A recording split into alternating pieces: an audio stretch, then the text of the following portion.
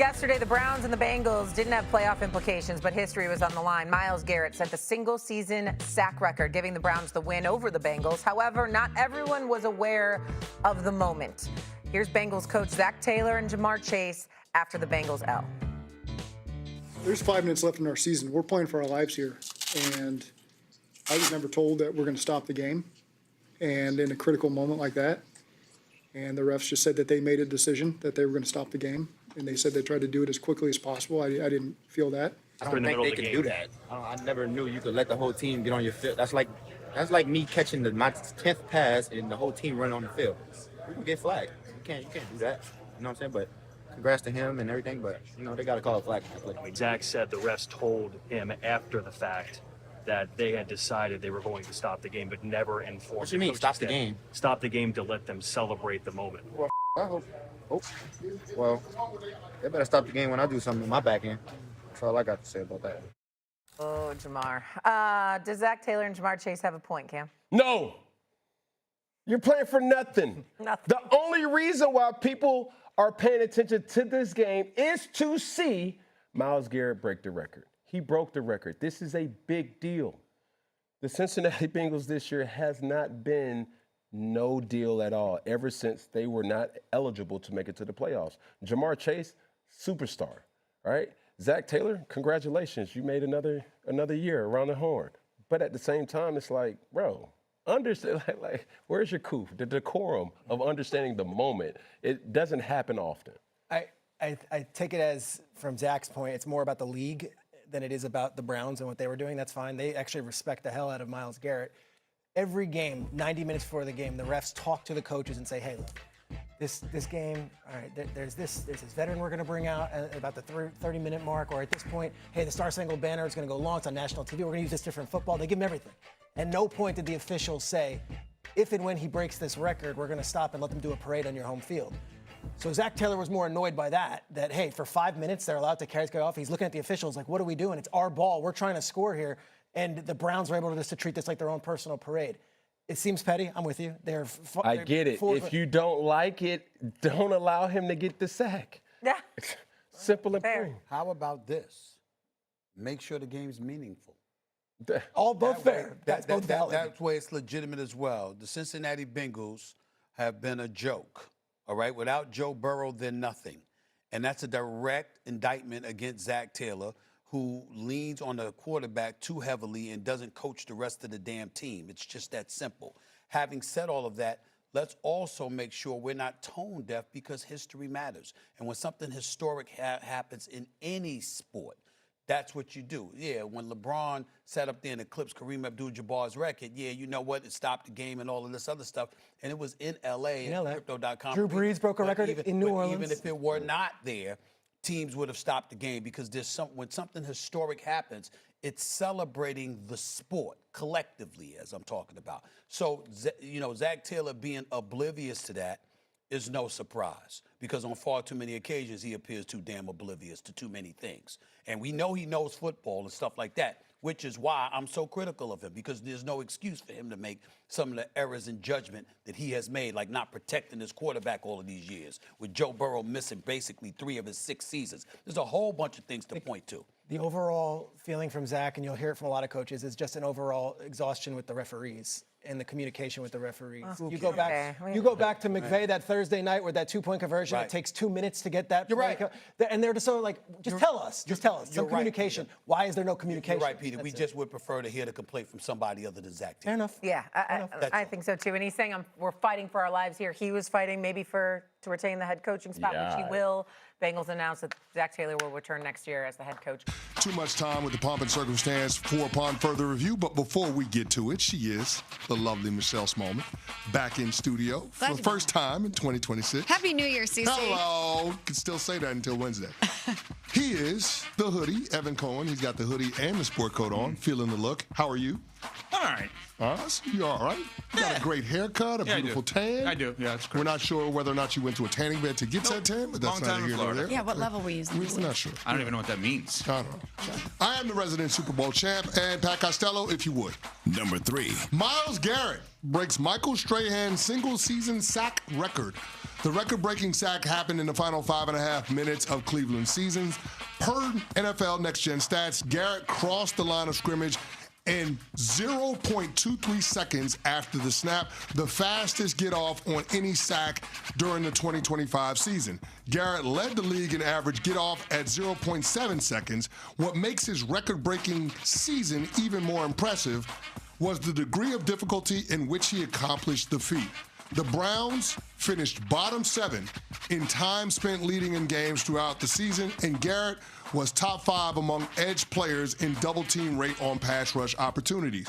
Folks, let me tell you something. It's hard to rush the quarterback when opponents are consistently in 4-minute offense at the end of games, and then when they do pass, they start the protection plans with doubling number 95.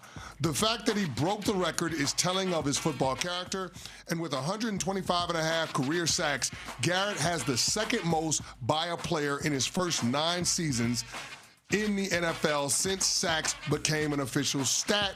Only Reggie White has more sacks through the first 9 years of his career. Reggie White had 137 of them things in his first 9 seasons of the NFL, which is absolute insane. Still, I digress. At minus 20,000 odds, Garrett is on the verge of winning his second Defensive Player of the Year award in the last 3 seasons.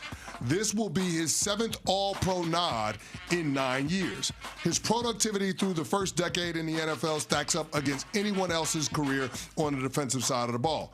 But can Myles Garrett usurp the other legends to become the greatest defensive player of all time without more postseason success? I hate that conversation, but it's one we need to have.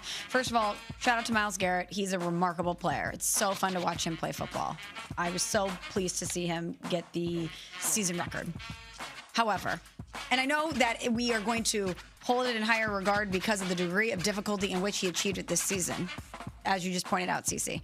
I wish that Myles Garrett played on a team that played meaningful football games. And I know he's the one that put the handcuffs on. He asked for a trade, elected to stay in Cleveland because they gave him a bag. It would be really fun to see him on the postseason stage and see him play football that matters in January and February. He's a first ballot Hall of Famer. He's completely unstoppable. He's the best defensive player in the sport. He is absolutely dominant. For us to sit here and say he's the best defensive player ever, as some have done, is ridiculous. I mean, Lawrence Taylor and Reggie White played in so many big games in their careers. You just can't compare. Now, do I assume if Myles Garrett played in an AFC Championship game that he would be dominant? Yes, I do. Do I assume Myles Garrett will play in an AFC Championship game? No, I do not. And that is his choice. And that's okay. If he loves Cleveland, which I don't know that he does, but if he loves Cleveland and he wants to be with the Browns forever, be my guest. That's awesome.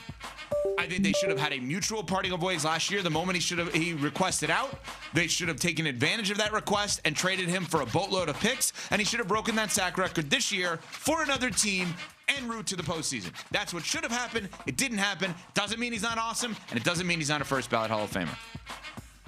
That's it. You agree with everything I said? That bothers you? Go ahead to the next one. All right, next. The NFL is potentially poaching head coach Lane Kiffin's new LSU staff as he continues to take coaches from Ole Miss during their playoff run. It's wild what's happening.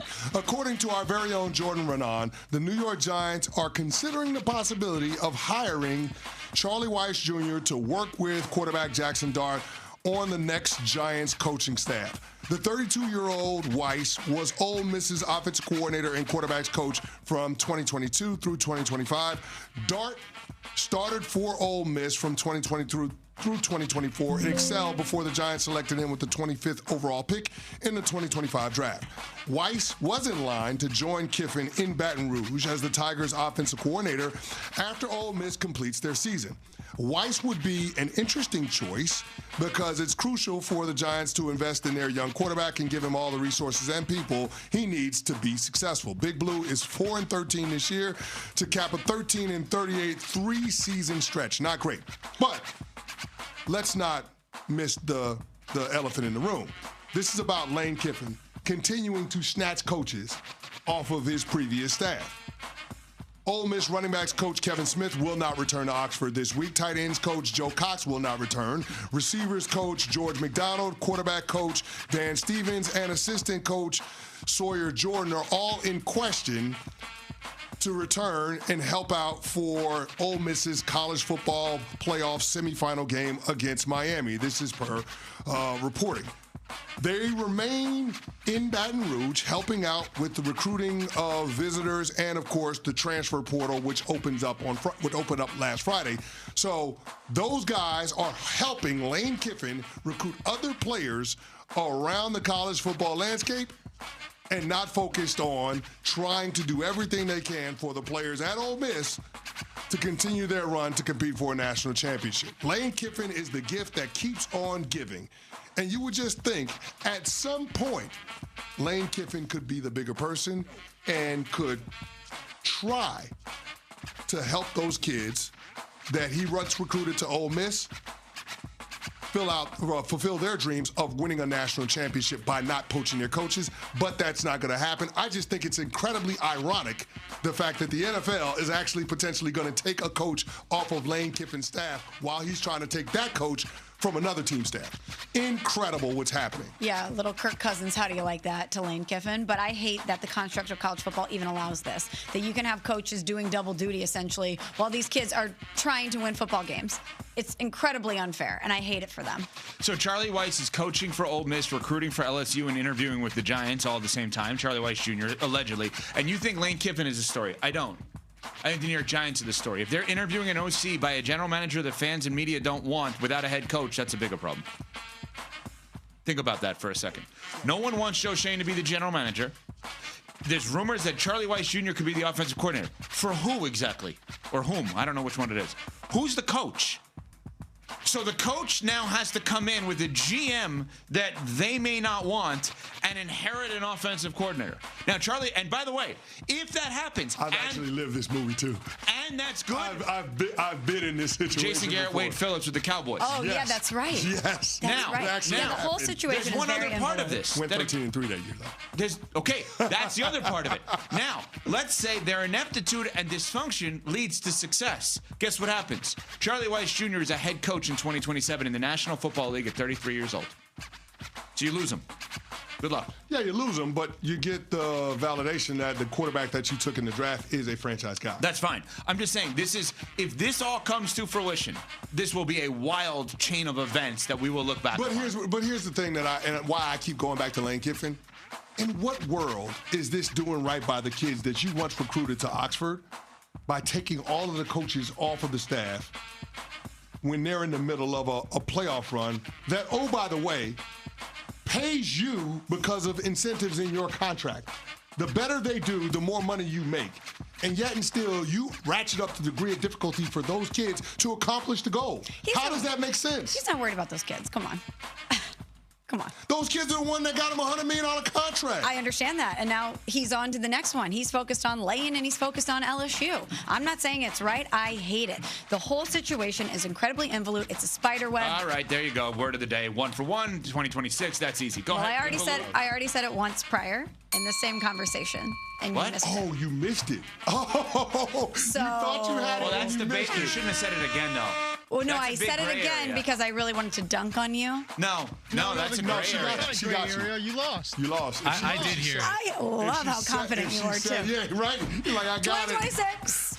1-0. Oh, my I God. haven't said anything about what I did with the Boca Bowl for you. Oh, but anyway, go my ahead. gosh. Oh, my gosh. I put on a show. No, try Go to ahead. change the Yeah. subject. You lost. But Go anyway. ahead. You lost. Go ahead. Where- I don't where think I the did. L? Where the L? I know it's complicated with the Giants, but I do like that they are trying to figure out every way possible to make sure they maximize Jackson Dart and his potential. Oh, for sure. Somebody that Jackson Dart has had success with, obviously comfort with, bring that guy in. That makes a hell of a lot of sense. No, it doesn't, based on what you have said. How does it not make You sense? say constantly, hire a coach for the team, not the quarterback. They're hiring a coach for a quarterback. Well, no, that's not. I said the head coach. I said hire the head coach. We'll see. The head coach. I have no problem with bringing in a staffer to work with a player, especially when that player has as much influence as the quarterback does on win. All right. The Lane Kiffin thing just irks me. It just know. bothers me. Last one. Number 1. The Carolina Panthers backdoor their way into the playoffs Nobody thought the Carolina Panthers could make it to the postseason. Except one Chris Canning, one of my 5 bold predictions coming into this season. The Carolina Panthers clinched the NFC South Division title and the 4 seed in the playoffs on Sunday, courtesy of Atlanta beating New Orleans, creating a 3-way tie in the division between Carolina, Tampa, and Atlanta at 8-9. The Panthers edged out the Bucs on the basis of the head-to-head tiebreaker between the 3 teams, with Carolina going 3-1 in those matchups. It marks the Panthers' first division title since 2015, when they lost to the Broncos in Super Bowl 50, ironically in Santa Clara. They're the 5th team since the merger to win their division despite having a losing record. They're the first team since at least 1970 to make the postseason without winning a game in which they were favorites in. Year 2 for head coach Dave Canales and quarterback Bryce Young. It feels like they're ahead of schedule, and Vegas sees it the same way, with Carolina opening up as a 10-point underdog per DraftKings Sportsbook. That would be tied for the largest home dog in the playoff game in the Super Bowl era, alongside the 2010 Seattle Seahawks, who were a 10-point underdog against the New Orleans Saints in the wild card, which ended up being a win for the Seahawks, 41-36, in the game that became known as the Beastquake with Marshawn Lynch's touchdown run. If the Carolina Panthers advance, should the Panthers commit to Bryce Young on a long-term contract, knowing that he is first extension eligible this upcoming offseason? We will answer that question as part of Upon Further Review and discuss Carolina in, Tampa out. Coming up next here on Unsportsmanlike, presented by Progressive Insurance, bundle home and auto, and